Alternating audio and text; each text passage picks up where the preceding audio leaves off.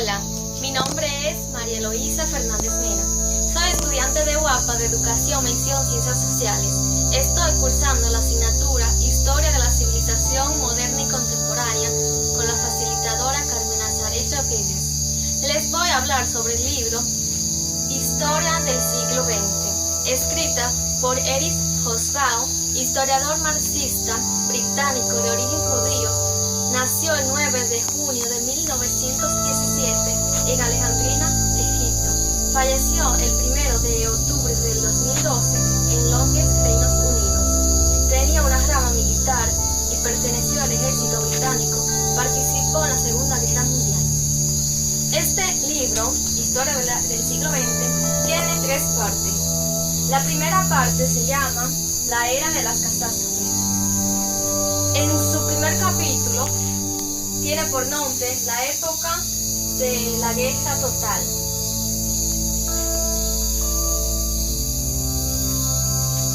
En el siglo XX es caracterizado por los 31 años de guerra, sobre todo en sus inicios.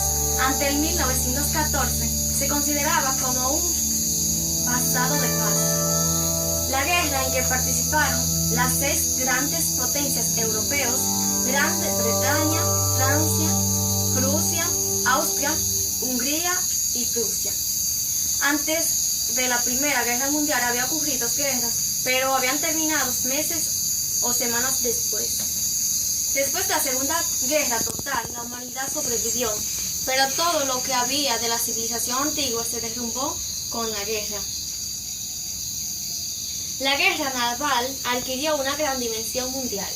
En la Segunda Guerra Mundial participaron todos los estados independientes del mundo, se vieron involucrados en las contiendas voluntaria o involuntariamente, aunque la participación de las repúblicas de América Latina fue más bien de carácter nominal.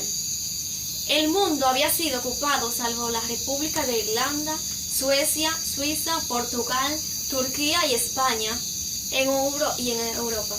Tal vez Afganistán fuera de ellas después prácticamente todo el mundo. Fue una lección de geografía universal. Los alemanes, que siempre se habían destacado en el campo de la química, utilizaron gas tóxico en los campos de batalla, donde demostró ser monstruoso e ineficaz, dejando como consecuencias el único acto auténtico de repudio oficial humanitario contra la forma de hacer la guerra. La Convención de Ginebra de 1925, en la que el mundo se comprometió a no utilizar la guerra química. Los británicos fueron los pioneros en utilizar los vehículos de artículos blindados conocidos como tanque. Sus generales poco brillantes realmente no sabían o no habían descubierto cómo utilizarlos. La guerra aérea llegó a su auge especialmente como medio de autorizar a la población civil en la Segunda Guerra Mundial. Ninguno de los gobiernos existentes entre las fronteras de Francia y el mar de Japón se mantuvo en el poder. Incluso los países beligerantes del bando vencedor sufrieron graves conmociones, aunque no había motivo para pensar que Gran Bretaña, Francia, no hubieran sobrevivido como entidades políticas estables, aún en el caso de haber sido derrotadas. Desde luego, no se puede afirmar lo mismo de Italia, y ciertamente ninguno de los países derrotados escapó a los efectos de la revolución. La Primera Guerra Mundial perseguía objetivos ilimitados. La rivalidad política internacional se establecía en función del crecimiento y la competitividad de la economía, pero el rasgo característico era precisamente que no tenía límites.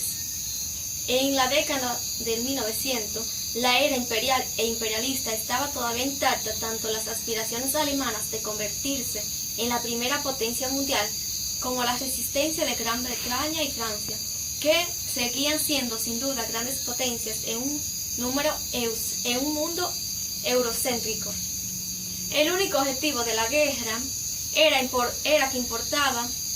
la victoria total, lo que en la Segunda Guerra Mundial se dio en llamar la rendición incondicional. Gran Bretaña no volvió a ser la misma a partir de 1918 porque la economía del país se había arruinado al luchar en una guerra que quedaba fuera del alcance de sus posibilidades y recursos. Las condiciones de la paz impuestas por las principales potencias vencedoras sobrevivientes, los Estados Unidos, Gran Bretaña, Francia e Italia, que se le denominó Tratado de Versalles. La Segunda Guerra Mundial fue causada por Hitler según los acontecimientos y según se dijo. En la Primera Guerra Mundial la economía tenía que seguir funcionando en la medida de lo posible como en tiempo de paz, aunque por supuesto algunas industrias tenían que sentir los efectos de la guerra, por ejemplo, el sector de las prendas de vestir, que debían producir prendas militares a una escala inconcebible en tiempo de paz. El Ministerio de Hacienda le correspondía dirigir la economía de guerra durante la Primera Guerra Mundial, lo cual se prolongó durante mucho más tiempo del que se había previsto. Los diferentes gobiernos y en la que se utilizaron muchos más efectivos y armamentos del que se había imaginado. La economía continuaba funcionando como en tiempo de paz y ello imposibilitó el control. La economía de guerra alemana podía explotar prácticamente todas las riquezas de Europa, pero lo cierto es que al terminar la guerra, la destrucción material era mayor en Alemania que en los restantes países beligerantes del occidente. Revolucionó la tecnología y la producción, lo que aceleró y retrasó el crecimiento económico. Otros avances tecnológicos conseguidos en la primera instancia, la aeronáutica y los ordenadores, pero eso no modificó el hecho de que la guerra o las preparaciones para la guerra fue el factor fundamental para acelerar el progreso técnico. La economía industrial moderna se sustentaba en la innovación tecnológica permanente, que sin duda se habría producido probablemente a un ritmo acelerado. La guerra contribuyeron enormemente a difundir los conocimientos técnicos y tuvieron importantes repercusiones en la organización industrial y en los métodos de producción en masa, pero sirvieron más para acelerar el cambio que para conseguir una verdadera transformación. En efecto, el efecto económico neto de la guerra fue totalmente negativo. Todo lo que quedaba era vasta industria armamentista, imposible de adaptar a otros usos, una población hambrienta y una destrucción material generalizada. El número de bajas, mucho más reducido de la Primera Guerra Mundial, tuvo un impacto más fuerte que la pérdida enorme de vida en la Segunda Guerra. En el capítulo 2 trata sobre la Revolución Industrial. La revolución fue descendiente de la guerra del siglo XX. De manera particular, la Revolución Rusa de 1917, que dio origen a la Unión Soviética, convertida en una superpotencia, cuando se inició la segunda fase de la guerra de los 31 años.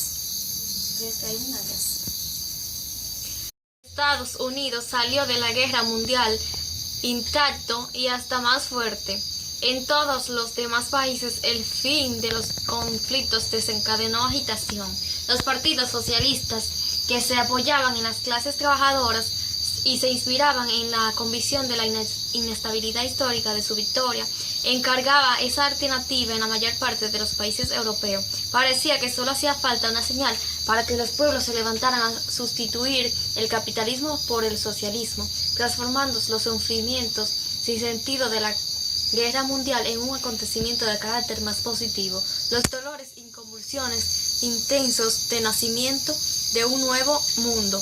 Fue la Revolución Rusa, o más exactamente, la Revolución Bolchevique de octubre de 1917, la que lanzó esa señal al mundo, convirtiéndose así en un acontecimiento tan crucial para la historia del siglo como si fuera la Revolución Francesa de 1789 para el devenir del siglo XXI. Durante Una gran parte del siglo XX, el comunismo soviético pretendió ser un sistema alternativo y superior al capitalismo, determinado por la historia a superarlo. Y durante una gran parte del periodo, incluso muchos de quienes negaban esa superioridad albergaron serios temores de que resultara vencedor. La revolución sobrevivió por tres razones principales: porque contaba con un instrumento extraordinariamente poderoso, un partido comunista con 600.000 miembros, el único gobierno que podía y quería mantener a Rusia unida con un Estado, y para ello contaba con un considerable apoyo de otros grupos de patriotas rusos políticamente hostiles en otros sentidos, con la oficialidad sin la cual habría sido imposible organizar el nuevo ejército rojo. La revolución había permitido que el campesinado ocupara la tierra. En el momento decisivo, la gran masa de campesinos rusos, el núcleo del Estado y del nuevo ejército, consideró que sus oportunidades de conservar la tierra eran mayormente que se mantendrían en el poder y volverían a manos de las noblezas. Las revoluciones sociales del siglo XX descubrieron tarde la senda de la revolución a través de la guerra de guerrilla. Tal vez eso se debió a que históricamente esa forma de actividad esencialmente rural se asociaba con movimientos de ideologías arcaicas que los observadores urbanos confundían fácilmente con el conservadurismo o incluso con la reacción y la contrarrevolución. La revolución mundial que inspiraba sus acciones había progresado visiblemente. Después de la guerra, el desempleo fue la enfermedad más extendida, insidiosa y destructiva de esa generación. Fue la enfermedad social de la civilización occidental en esa época. La Primera Guerra Mundial solo devastó algunas zonas del Viejo Mundo, principalmente en Europa. La Revolución Mundial fue el aspecto más llamativo del derrumbamiento de la civilización burguesa del siglo XIX. Tuvo una difusión más amplia desde México a China y a través de los movimientos de liberación colonial desde el Magreb hasta Indonesia. No había sido difícil encontrar zonas del planeta cuyos habitantes no se vieran afectados por el proceso revolucionario, particularmente los Estados Unidos de América y extensas zonas de África colonial subsahariana.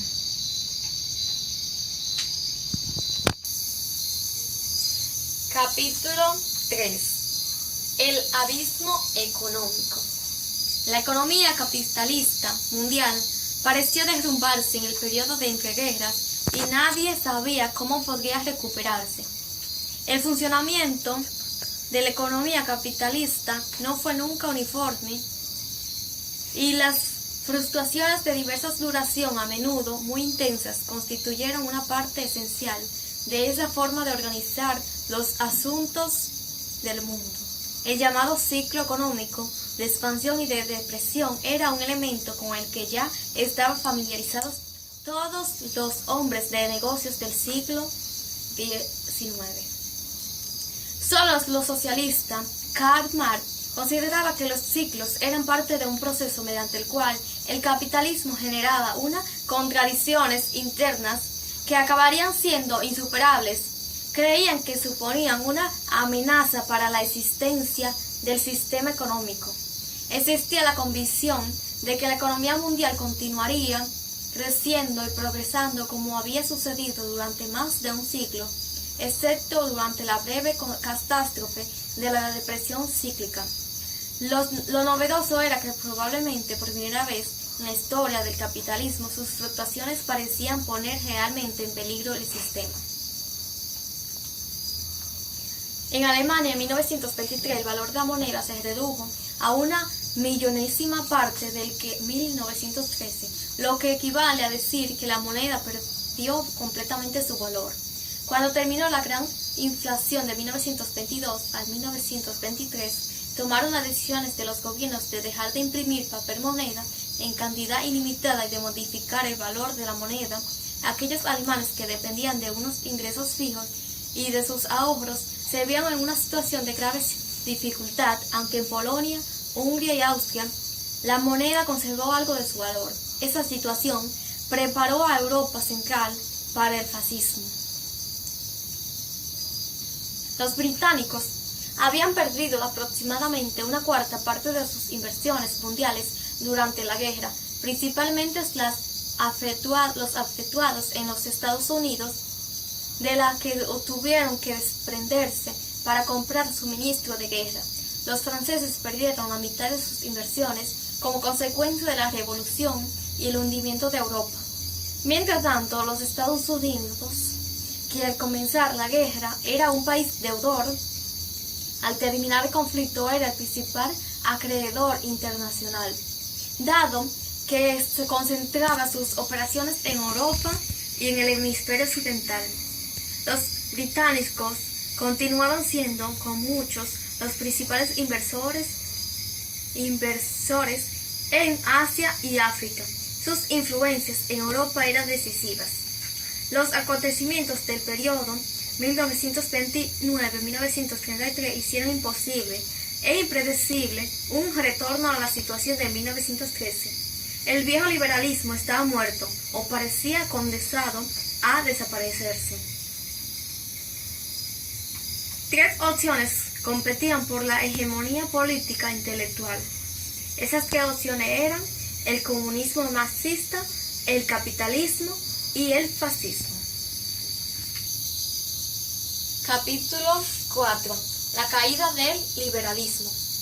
De todos los acontecimientos de la era de la catástrofe, el que mayormente impresionó a los supervivientes del siglo fue el hundimiento de los valores e instituciones de la civilización liberal, cuyo progreso se daba por sentado en aquel siglo, al menos en las zonas del mundo en las que se estaba avanzando. Esos valores implicaban el rechazo de la dictadura y del gobierno autoritario, el respeto del sistema constitucional con gobiernos libremente elegidos y asambleas representativas que garantizaba el imperio de la ley y un conjunto aceptado de derechos y libertades de los ciudadanos, como las libertades de expresión, de opinión y de reunión. Parecía evidentemente que esos valores habían progresado a lo largo del siglo y que debían progresar aún más. El movimiento obrero socialista defendía tanto en las teorías como en las prácticas los valores de la razón, la ciencia, el progreso, la educación y la libertad individual con tanta energía como pudiera hacerlo cualquier otro movimiento. La medalla conmemorativa del 1 de mayo del Partido Socialdemócrata Alemán exhibía en una cara la efímera de Karl Marx y en la que otras la Estatua de la Libertad. Lo que rechazaba era el sistema económico, no el gobierno constitucional y los principios de convivencia. Todos los regímenes de la posguerra, viejos y nuevos, eran regímenes parlamentarios representativos, incluso el de Turquía. La unión entre la Iglesia y los reaccionarios del viejo cuño y los fascistas era el odio común a la Ilustración del siglo XVIII, a la Revolución Francesa y a cuantos creían en el fruto de las últimas, la democracia, el liberalismo y especialmente el comunismo ateo. La era fascista señaló un cambio de rumbo de la historia del catolicismo porque la identificación de la Iglesia como una derecha cuyos principales exponentes internacionales eran Hitler y Mussolini crearon graves problemas morales a los católicos con preocupaciones sociales, y cuanto el fascismo comenzó a precipitarse hacia una inevitable derrota, causó serios problemas políticos a una jerarquía eclesiástica cuyas convicciones antifascistas no eran muy firmes. El fascismo no había alcanzado un puesto relevante en la historia universal de no haberse producido la Gran Depresión, pero en el siglo XX se multiplicaron las ocasiones en las que era de importancia crucial que los gobiernos gobernaran. Capítulo 5. Contra el enemigo común.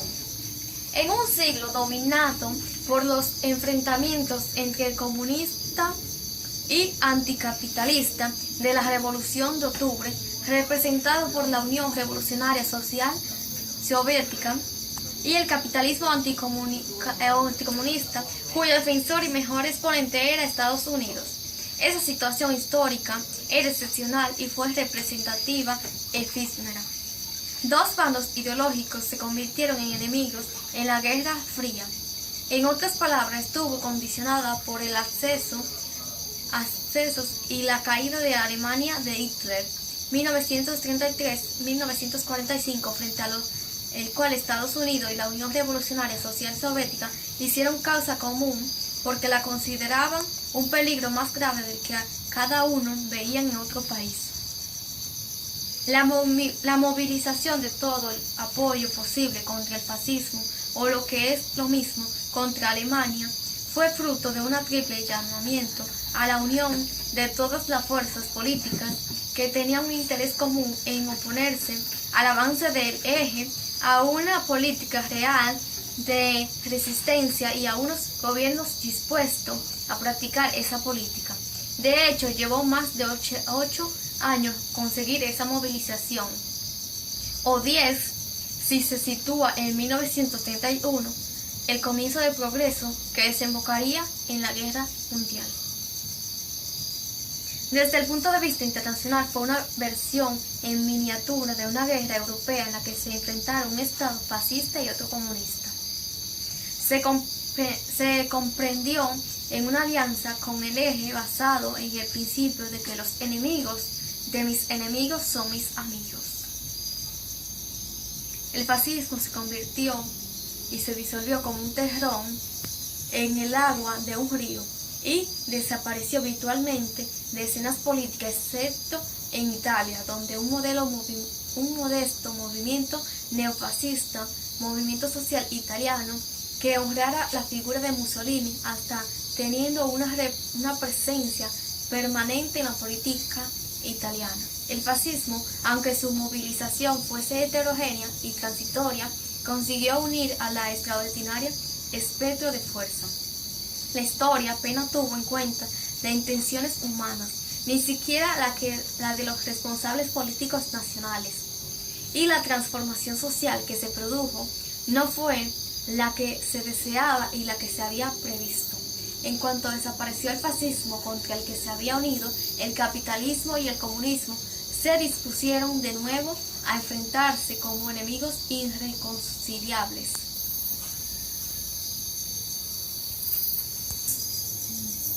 Capítulo 6. Las artes 1914-1945. Las únicas innovaciones formales que se registraron después del 1914 en el mundo del vanguardismo se reducían en dos: el dadaísmo, que prefiguró, y el surrealismo en la mitad occidental de Europa, y el constructivismo soviético en el este. El constructivismo, una incursión en las construcciones tridimensionales básicas, preferiblemente móviles, cuyo equivalente más cercano en la vida real son ciertas estructuras feriales, se incorporó rápidamente a las principales tendencias arquitectónicas y de diseño industrial. El dadaísmo surgió en 1916 en el seno de un grupo de exiliados residentes en Zúrich, donde otro grupo de exiliados encabezado por Lenin esperaban la revolución, como en una protesta nihilista, angustiosa, pero a la vez irónica, contra la guerra mundial. El capítulo 7. El fin de los imperios. Países, en su mayor parte situados a orillas del Atlántico Norte, conquistaron con increíble facilidad el resto del mundo no europeo, y cuando se molestaron en ocuparlo y gobernarlo, establecieron una superioridad incontestada a través de su sistema económico y social, de su organización y tecnologías. El capitalismo y la sociedad burguesa transformaron y gobernaron el mundo y ofrecieron el modelo hasta el 1917, el único modelo para aquellos que no deseaban verse aplastados o barridos por la historia. El comunismo soviético ofreció un modelo alternativo, aunque en esencia al mismo tipo, excepto por el hecho de que prescindía de la empresa privada y de las instituciones liberales. El teléfono y el telégrafo eran un medio mejor de comunicación. Esto no implica la desprecio y las tradiciones, creencias o ideologías invariables o modificadas en función de las cuales juzgaba el nuevo mundo, el desarrollo, las sociedades que entraban en contacto con él. Tanto el tradicionalismo como el socialismo coincidieron en detectar el espacio moral vacío existente en el triunfante liberalismo económico y político capitalista que destruía todos los vínculos entre los individuos excepto aquellos que se basaban en la inclinación comercial y perseguía sus satisfacciones e intereses personales de que hablaba Adam Smith. En cambio, la ideología, los programas e incluso los métodos y la formación, organización política en que se inspiraban los países independientes para superar la situación de dependencia y los países atrasados para superar el atraso. El occidente, liberales, socialistas, comunistas o nacionalistas, laicos y recelosos del clericalismo, utilizando los medios desarrollados para los fines de la vida pública en las sociedades burguesas, las prensas, los mitines, los partidos y las campañas de masas, incluso cuando el discurso se expresaba, porque no podía ser de otro modo, en el vocabulario religioso usado por las masas. Indiscutiblemente el imperialismo y la vieja división internacional del trabajo tenían una tendencia intrínseca en reforzar el monopolio de los viejos países industriales. Prácticamente todas las regiones de Asia, África, América Latina y el Caribe dependían y se daban cuenta de que ello, de lo que ocurría en un número reducido de los países del hemisferio septentrional, pero dejando aparte América. La mayor parte de esas regiones eran propiedades de esos países o estaban bajo su administración o su dominio.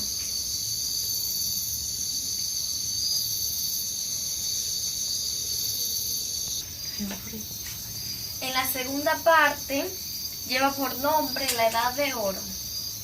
Capítulo 8. La Guerra Fría. La Segunda Guerra Mundial apenas había acabado cuando la humanidad se precipitó en lo que sería razonablemente considerar una tercera guerra mundial. La guerra no consiste solo en batallas o en acciones de luchar, sino en un lazo de tiempo durante el cual la voluntad de entrar en combate es suficientemente conocida. La Guerra Fría. Entre los dos bandos de los Estados Unidos y la Unión Revolucionaria Social Soviética, con sus respectivos aliados, que dominó por completo el escenario internacional de la segunda mitad del siglo XX. La Guerra Fría era como una paz fría, se mantuvo hasta los años 70. Se basaba en la creencia occidental absurda, vista desde el presente, pero muy lógica tras el fin de la Segunda Guerra Mundial. La era de la catástrofe no se había acabado en modo alguno. El futuro del capitalismo mundial y de la sociedad liberal dictaba mucho de estar garantizado. La economía de estadounidenses era más poderosa por aquel entonces que todas las demás economías mundiales juntas. Las consecuencias del final de la Guerra Fría seguramente habrían sido enormes. En cualquier caso, aunque no hubiese coincidido con una grave crisis de la economía capitalista mundial y con la crisis definitiva de la Unión Soviética y su sistema. El fin de la Guerra Fría demostró ser no el fin de un conflicto internacional, sino el fin de una época, no solo para Occidente, sino para el mundo entero. Los años en torno al 1990 fueron claramente uno de los más momentos decisivos del siglo, pero mientras cualquiera pudo ver que el viejo mundo se había acabado, existía una absoluta incertidumbre sobre la naturaleza y las perspectivas del nuevo mundo.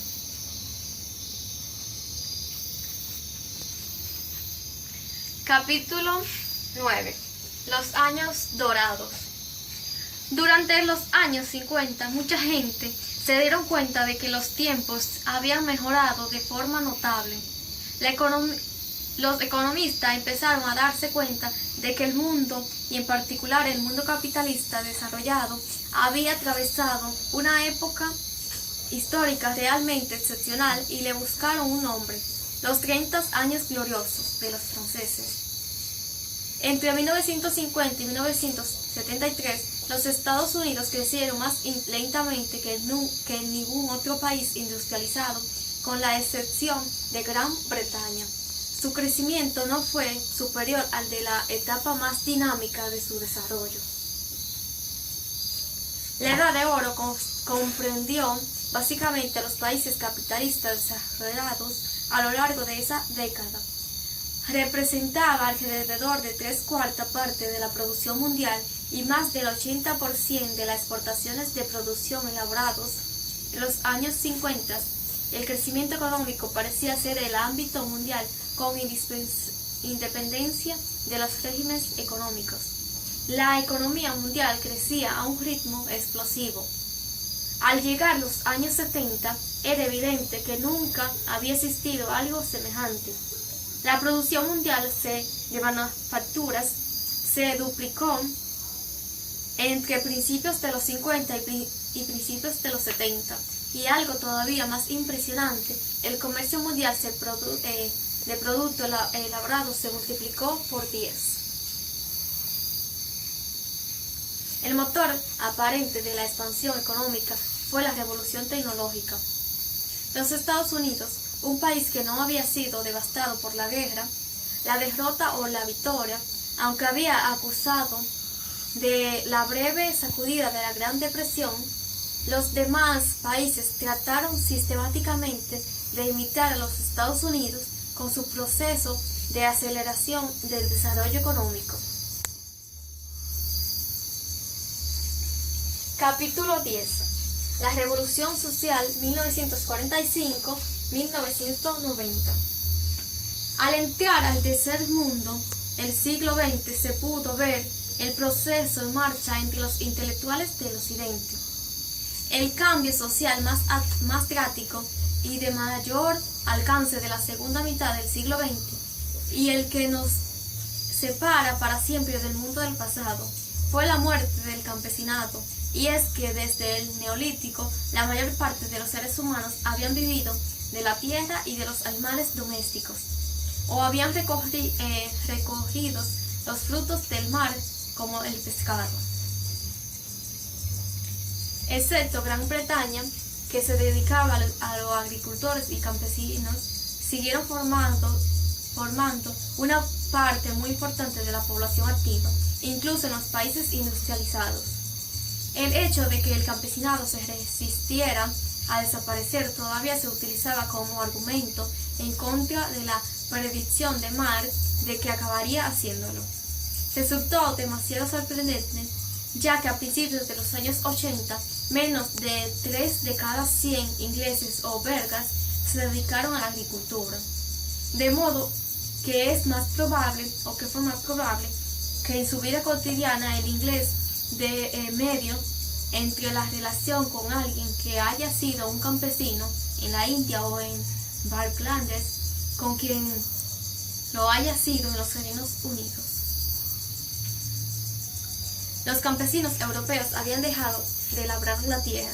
En las regiones pobres el mundo y la revolución agrícola no tuvo ausente, aunque fue más incompleta. La decadencia y la caída del campesinado y mucho más universal fue el auge de las profesiones para las que se necesitaban estudios secundarios y superiores. La enseñanza general básica era algo a lo que se aspiraba a la práctica de la totalidad de los gobiernos, hasta el punto de que a finales de los años 80 solo los estados más honestos o desamparados confesaban tener más de media población analfabeta. En países desarrollados, el feminismo de clase media o el movimiento de mujeres cultas e intelectuales se transformó en una especie de afirmación genérica de que había llegado la hora de la liberación de la mujer. Y eso porque el feminismo específico de clases medias, aunque a veces no tuviera en cuenta las preocupaciones de las demás mujeres occidentales, planteó cuestiones que la afectaban a todas, y esas cuestiones se convirtieron en urgentes, al generar las convulsiones sociales que hemos embolsado en una profunda y en muchos aspectos repentinas en la revolución moral y cultural. Una transformación drástica de las pautas convencionales de la conducta social e individual. Las mujeres fueron un elemento crucial de esta revolución cultural, ya que ésta encontró su eje central, así como su expresión en los cambios experimentados por la familia y el hogar tradicionales, de los que las mujeres siempre habían sido el componente central.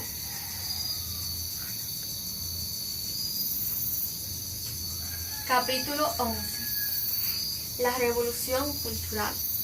En la mayoría de las sociedades, las estructuras habían mostrado una impresionante resistencia a los cambios bruscos. La crisis de la familia estaba vinculada a la importante cambio en las actitudes públicas acerca de la conducta sexual, la pareja y la procreación, tanto oficiales como extraoficiales.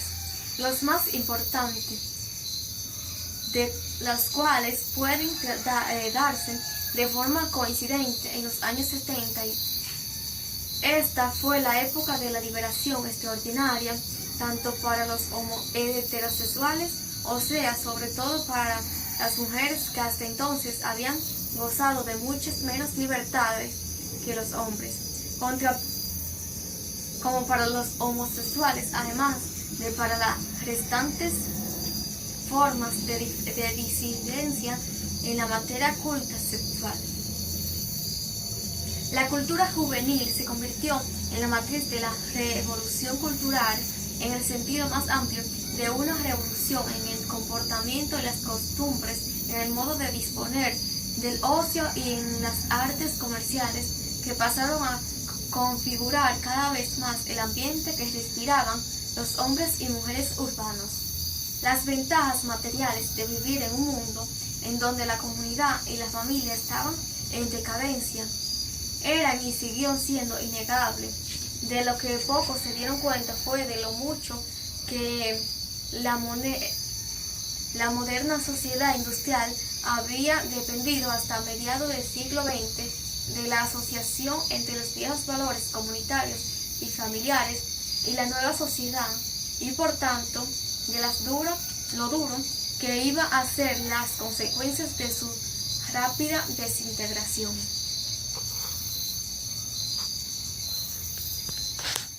La revolución cultural se hizo sentir con especial la fuerza de la economía de mercados industrializados y urbanos en el antiguo centro del capitalismo. Capítulo 12. El tercer mundo. La descolonización y la revolución transformaron drásticamente el mapa político del globo. Las cifras de estados asiáticos reconocidos internacionalmente como independientes se quintuplicó. En África, donde en 1939 solo existía uno, ahora era unos 50. Incluso en América, donde la temprana descolonización del siglo XIX había dejado una veintena de repúblicas latinoamericanas. La descolonización añadió unas docenas más. Este fue el resultado de una asombrosa explosión demográfica en los países dependientes tras la Segunda Guerra Mundial, que alteró y siguió alterando el equilibrio de la población mundial. La explosión demográfica de los países pobres del mundo, que despertó por primera vez una grave preocupación internacional a finales de la Edad de Oro. La política de los militares, al igual que los servicios de la información militar, solía llenar el vacío que dejaba la ausencia de la política o el servicio ordinario. Hasta el año 70 o más tarde, cuando la población rural del resto del mundo, además de la América del Sur, empezó a ver sistemáticamente la modernidad como algo más prometedor que amenazante. Había un aspecto de la política de desarrollo económico que había sido de esperar que les resultó atractivo, ya que afectaba a las 3/5 partes o más de los seres humanos que vivían en la agricultura y la reforma agraria. La economía del mundo capitalista y su creciente globalización no solo provocaron la división y la disrupción del concepto de tercer mundo, sino que se situaron conscientemente la práctica totalidad de sus habitantes en el mundo moderno. El tercer mundo, donde las consecuencias políticas de la transformación social eran realmente imposibles de predecir, lo que era seguro era que ese mundo iba a ser inestable e inflamable como la astética. El medio siglo transcurrido desde la Segunda Guerra Mundial, la mayoría del tercer mundo descolonizado parecía ofrecer un modelo de progreso más adecuado y esperanzador que el Occidente. El segundo mundo de los sistemas socialistas, cuyo modelo era la Unión Soviética. Capítulo 13. El socialismo real. Los estados comunistas que nacieron después de la Segunda Guerra Mundial, o sea, todos menos la Unión Revolucionaria Social Soviética, estaban dirigidos por partidos comunistas formados o configurados según el patrón soviético, es decir, la estalinista.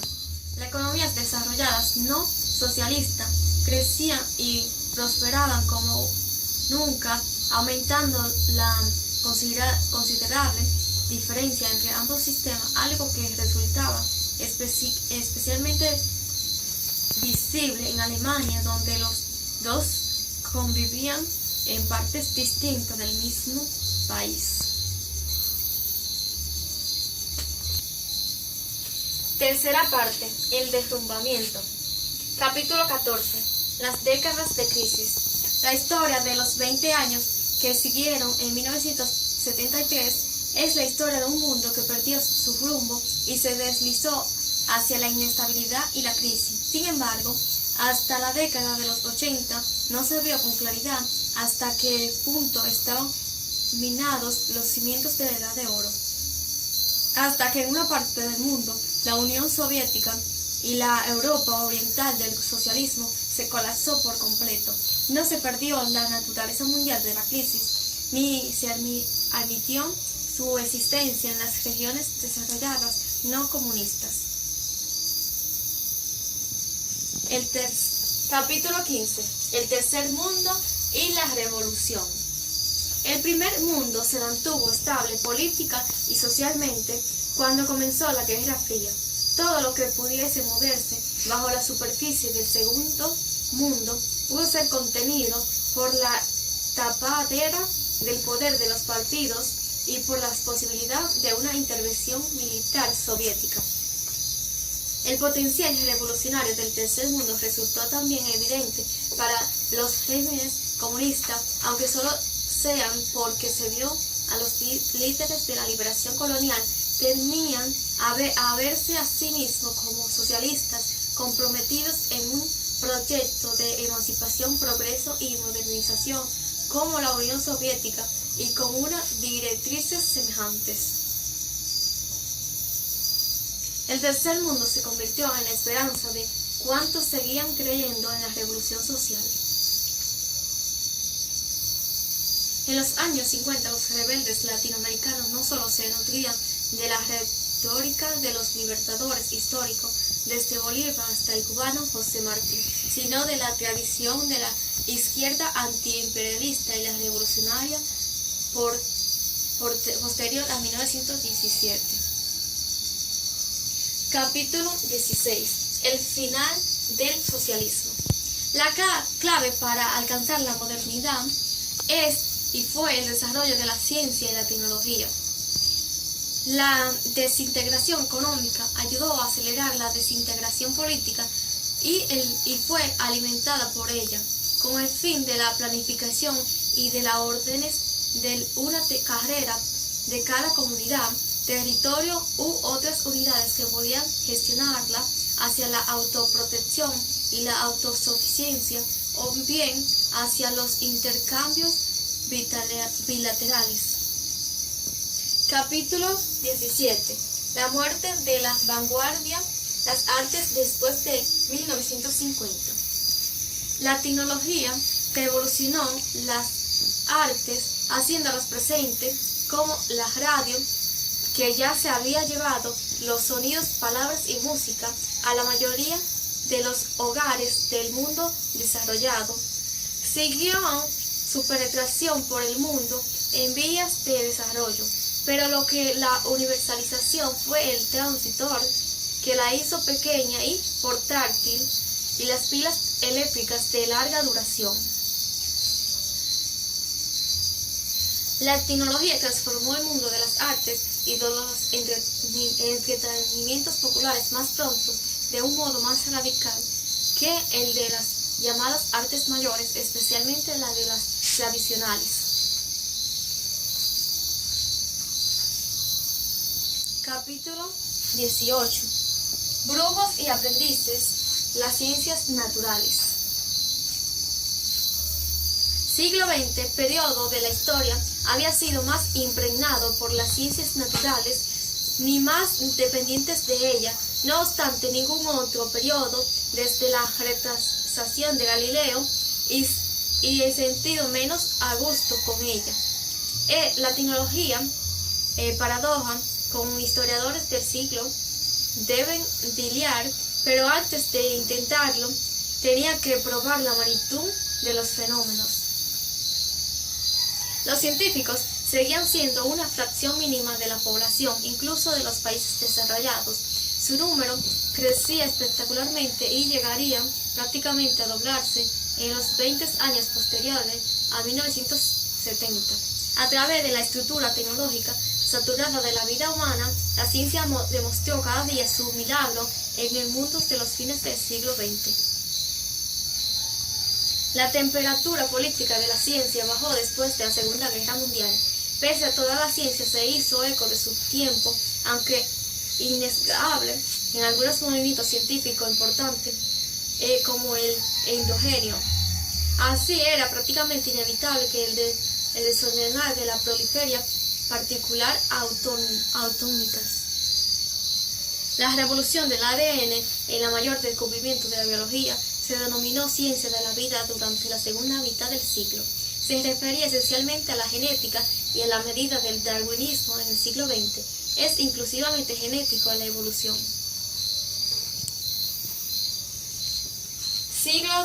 Capítulo 19. El fin del milenio. El principio de una nueva era que se caracterizó por una gran inseguridad, por una crisis permanente y por la ausencia de cualquier tipo de estatus. No fue menos importante que las que se produjo después de 1945. El siglo XX acabó con problemas para los cuales nadie tenía ni pretendía tener una solución. Había sido un siglo de guerras mundiales calientes o frías, protagonizadas por las grandes potencias y sus aliados, con unos escenarios cada vez más apocalípticos de su estructura y masa, que culminaron con las perspectivas que afortunadamente pudo evitarse de un holocausto nuclear provocado por las superpotencias. Este peligro ya no existía. El siglo finalizó con un desorden global de naturaleza poco clara y sin ningún mecanismo para poner fin al desorden o mantenerlo controlado. La razón de la impotencia no residió solo en la profundidad de las crisis mundiales y su complejidad, sino también en aparentes fracasos de todos los programas nuevos o viejos para mantener o mejorar los asuntos de las especies humanas.